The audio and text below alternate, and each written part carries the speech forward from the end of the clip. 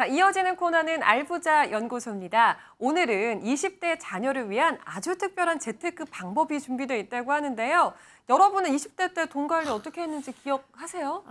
저는 사실 재테크란 말도 잘 모르고 그냥 있는 대로 즐기면서 썼죠. 제가 만약 20대에 재테크를 알았다면 이 자리에 없고 파티하고 있을 것 같습니다. 부처 핸즈. 그거는 또 너무 곤란하니까 재테크를 몰라서 다행이었던 걸로. 자, 오늘 알부자 연구소에서는요. 20대 자녀를 위해서 남들보다 빠르게 1억 원을 마련해 줄 수 있는 다양한 방법을 알려주신다고 합니다. 지금 바로 만나보시죠.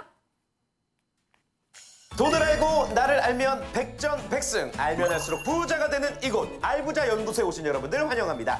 안녕하세요. 연구소장 김태진입니다. 오늘 저와 함께 해주실 전문가 두 분 소개해드립니다. 네, 안녕하세요. 재무의 키를 갖고 있는 재무 해결사 최동기입니다. 네, 안녕하세요. 심리를 알면 돈이 보인다. 심리 컨설턴트 유혜리입니다. 오늘 알부자 연구소에 도착한 사연은 과연 어떤 사연일지 화면으로 만나보시죠. 안녕하세요. 이제 막 취업을 한 딸을 둔 50대 엄마입니다. 우리 딸 왔어? 엄마, 나 오늘 첫월급 탔다. 정말? 응. 내가 오늘 비싼 저녁 사줄게. 기분 내는 건 좋은데 돈 좀 아껴 써야지. 사준다도 정말. 들어가. 돈 쓰는 것만 좋아서. 괜찮은데? 딸이 3천 정도의 연봉을 받고 있는데 아직 제대로 된 소비 습관이나 재무 계획이 잘 잡혀있지 않는 상태예요. 그나마 제가 매달 50만 원씩이라도 적금 들라고 사정해서 적금도 이제 막 시작한 수준인데요. 앞으로 5년 안에 1억 정도는 만들어주고 싶은데 아직은 막막한 일로 느껴지네요. 제 딸이나 저나 금융이나 재테크 지식이 전혀 없는 편이라 앞으로의 계획을 어떻게 세워줘야 할지 전문가님 도와주세요. 5년 만에 이제 1억을 만들어주고 싶다라는 어머님의 고민인데요. 일단은 뭐부터 시작해야 될지 조금은 막막할 것 같습니다. 저조차도 그럴 것 같은데, 자, 일단 동기쌤, 사회초년생이 5년 만에 1억을 만든다. 이게 가능할까요, 현실적으로? 지금 많은 분들이 이제 저를 비난하실지 모르겠지만 좀 의외로 전 간단하다라고. 간단하다고요? 네, 어떡해요? 재무 목표를 좀 잘 세우시고 말도 안 돼. 나만 열심히 일해서 이제 자산을 만들지 말고 내 돈도 열심히 일을 시켜야 돼요. 돈에 일을 시켜라. 맞습니다. 네, 돈에 일을 시킨다라고 하면 이 돈 굴리는 재미를 느끼실 테고, 자, 그렇게 되면 1억 만들기는 꿈이 아닌 현실이 충분히 될 수 있다. 20대 자, 아니지만 그러면 솔깃하네. 저축 비율이 지금 어느 정도 적당한가요? 아니면 더 늘려야 될까요? 상당히 작죠. 네, 실제로 연봉이 3천이라고 하면 한 달 월급이 한 250만 원 정도. 그렇죠. 한 달에 250만 원 정도면 150만 원씩 한 달만 저축을 하더라도 5년이면 원금이 8천만 원이거든요. 그러면은 네. 100만 원으로 살려면은 먹고 싶은 거 많이 못 먹을 물가가 텐데. 너무 대학 다니실 올랐어요. 때 100만 원씩 쓰셨어요? 안 썼죠. 그렇게 네. 못 썼죠. 실제로 저희가 용돈을 받을 때 보통 뭐 2, 30만 원, 3, 40만 원 받아서 이제 생활을 하는데 들어오는 돈이 많다라고 해서 지출을 일부러 늘릴 필요는 없다라고 생각을 하거든요. 그래서 이제 지출도 잘 조정해서 쓰신다라고 하면 얼마든지 컨트롤이 가능하기 때문에 연봉이 3천 정도 된다라고 했을 때 저는 최소 한 150 정도는 저축하면 남들보다 좀 빨리 1억을 만들 수 있다라고 얘기를 할 수 있을 것 같습니다. 네. 초반에 조금 공격적으로 저축을 하셔야지 그게 빨리 습관이 되고 버릇이 돼서 얼른 5년 안에 1억을 만드실 수 있을 것 같습니다. 줄이세요. 예. 근데 먹고 싶은 것도 많고 갖고 싶은 것도 많단 말이에요. 많은 분들이 지금 비난보다는 귀가 그냥 이렇게 커지셨을 것 같아요. 1억이라고 과연 하니까. 어떻게 만들 수 있을지. 근데 뭐 가장 좀 쉽게 접할 수 있는 20대 1억 만들기. 자, 그 좋습니다. 첫째, 바로 시대 상황에 맞는 금융 상품을 잘 활용하라. 금융상품이요. 그래서 이렇게 금리가 인상되는 시기다라고 생각을 하시면 적금을 어떻게 가입하시냐? 풍차 돌리기 식으로 가입을 하시면 됩니다. 그 유명한 풍차 돌리기. 맞습니다. 예. 자, 그런데 사회 초년생들은 좀 마음이 바빠요. 사실 적금 만기, 자 1년까지 유지하기가 좀 쉽지는 않다라고 생각을 하거든요. 자 그래서 지금은 6개월 만기로 이제 적금을 좀 가입을 하시는 게 좋을 것 같다라고 생각을 하는데, 네. 자 예를 들어서 내가 매달 60만 원 정도 저축을 할 수 있을 것 같다라고 생각을 하신다면, 자 이번 달에 뭐 10만 원짜리 적금 하나 가입하고, 다음 달에 하나 가입하고, 뭐 다음 달에 하나 가입하고 하다 보면은 한 6개월 정도 뒤면 이제 10만 원짜리 적금 통장이 이제 6개가 만들어지겠죠. 그렇죠. 네. 자 그러면 7개월이 됐을 때 제일 처음 가입한 적금은 만기가 되겠죠. 아. 자 그럼 원금만 한 60만 원 정도가 나올 테니까 이때 네. 10만 원짜리 적금 통장 6개를 계속 유지하고 만기되는 60만 원은 또 60만 원짜리 적금을 넣어서 계속 활용을 하신다라고 하면 풍차의 크기가 점점 커지면서 시간이 이럴수록 엄청난 목돈을 만들 수 있게 될 거고요. 어허. 당연히 사회 초년생들은 여러 개 통장을 잘 관리하면서 네, 이 돈 굴리는 재미를 느끼실 수 있을 거라고 생각을 하거든요. 자, 특히 지금처럼 금리가 좀 높을 때에는 이런 고금리 적금들을 좀 잘 활용하셔서 풍차 돌리기 한번 해보신다라고 하면 생각보다 빨리 목돈을 만드실 수 있을 것 같습니다. 예. 고금리 시대이기 때문에 예적금 상품이 충분히 훌륭한 재테크 전략이 될 수 있다는 점 참고해 주시길 바랍니다. 20대 내 자녀 1억 만들기 재테크 팁 두 번째는 뭘까요? 네, 두 번째 팁은 바로 청년 우대형 청약 통장입니다. 청년 우대형 이게 뭘까요? 네, 청년 우대형 청약 통장은 실제로 처음에 이제 출시가 됐을 때 연소득 3천만 원 이하인 청년들을 대상으로 가입할 수 있는 이제 청약 통장이라고 좀 보시면 되거든요.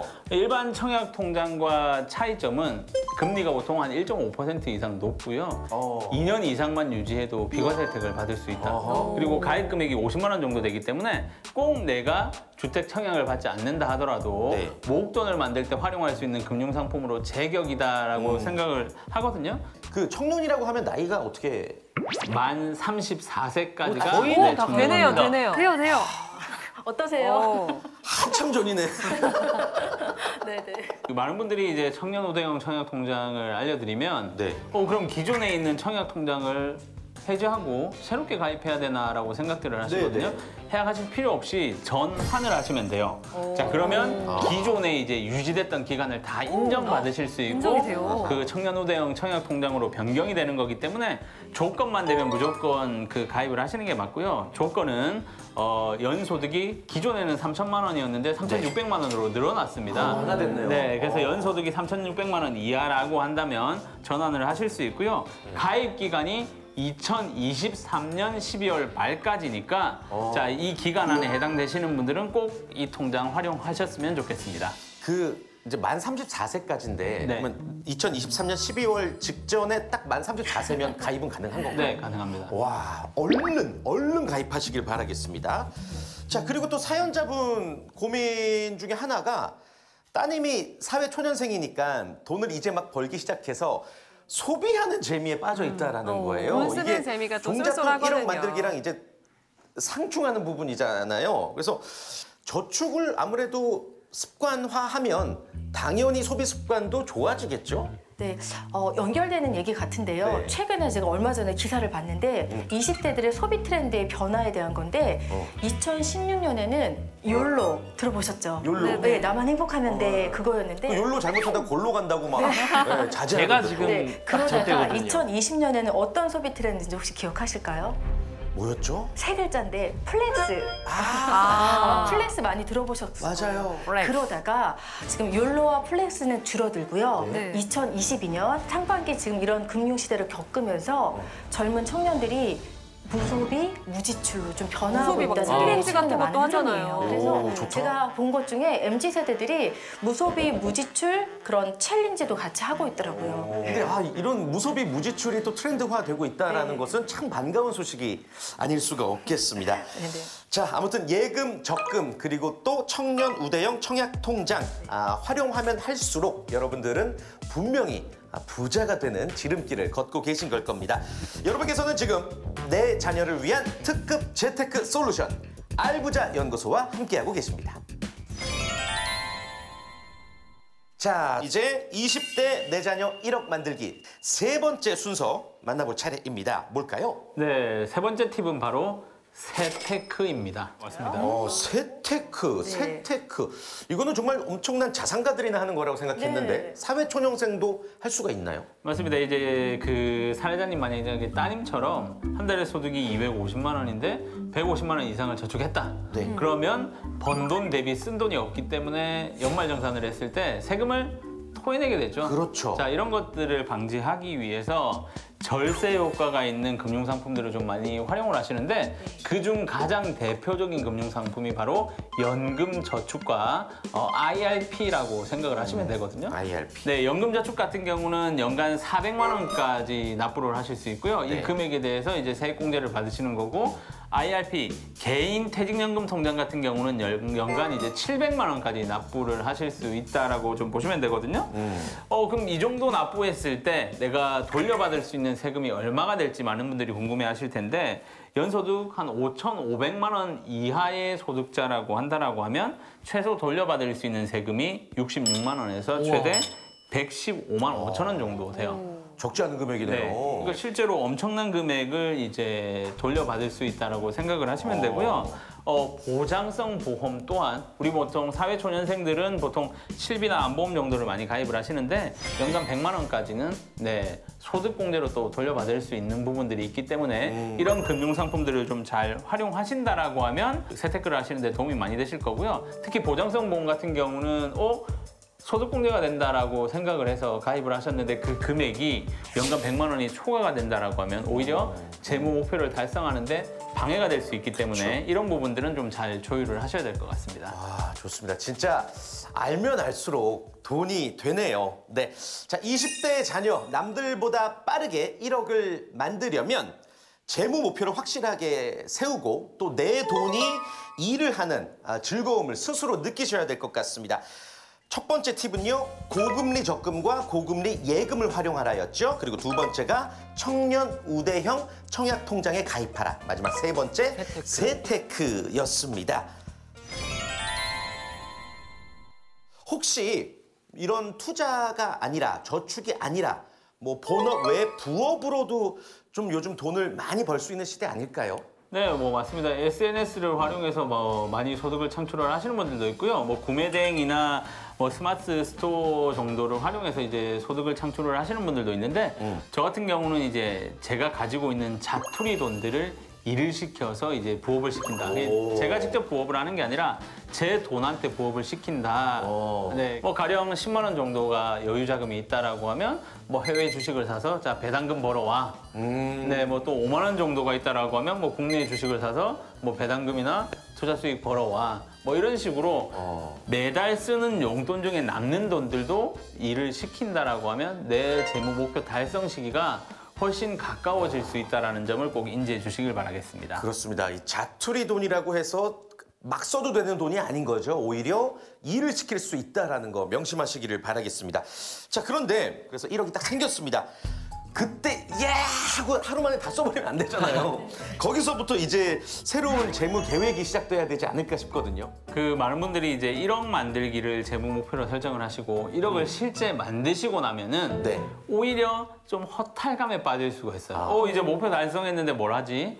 네, 근데 이게 1억 만들기는 우리 인생의 최종 목표가 아니라 또 다른 재테크를 하기 위한 시드머니를 만들기 위한 하나의 작업이라고 생각을 하셔야 된다. 그래서 1억 만들기가 곧 내가 재테크의 시작을 알리는 종소리라고 생각을 하시면 될 것 같습니다. 그렇군요. 성공은 멀리 있는 게 아닙니다. 저 멀리 있습니다. 아니고 작은 성공을 거듭하면서 성취감과 내 스스로의 자존감을 높일 수 있다는 거.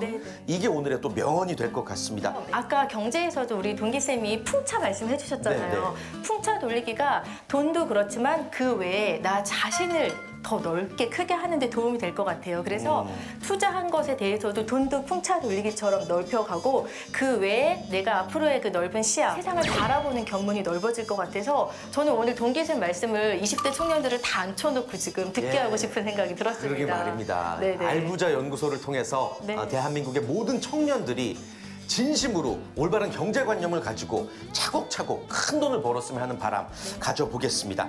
제가 재테크 얘기를 할 때 상당히 많이 하는 얘기인데 과일만 제철이 있는 게 아니라 투자도 제철이 있다.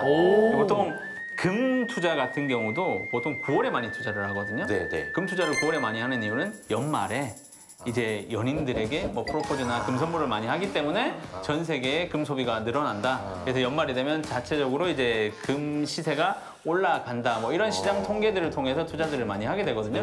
이런 견문들을 좀 높인다라고 하면 뭐 부동산, 주식, 그리고 안전자산인 뭐 금, 달러 이런 파이프라인들을 갖추면서 돈이 근로소득만 아니라 이 여러 파이프라인들을 통해서 계속 들어오는 구조가 되기 때문에 1억이 모였을 때 분산 투자를 하게 되면 그 자산이 더 커지는 시기는 훨씬 빨라진다라고 보시면 될 것 같습니다. 네. 자, 오늘도 사연 속 고민 알짜배기만 뽑아서 확실한 솔루션을 전해드렸습니다. 우리 모두가 돈 걱정 없이 행복한 인생, 그야말로 Don't worry, be happy한 삶을 만들어 보기를 바랄게요. 다음 주 이 시간 다시 인사드리겠습니다. 알부자 연구소.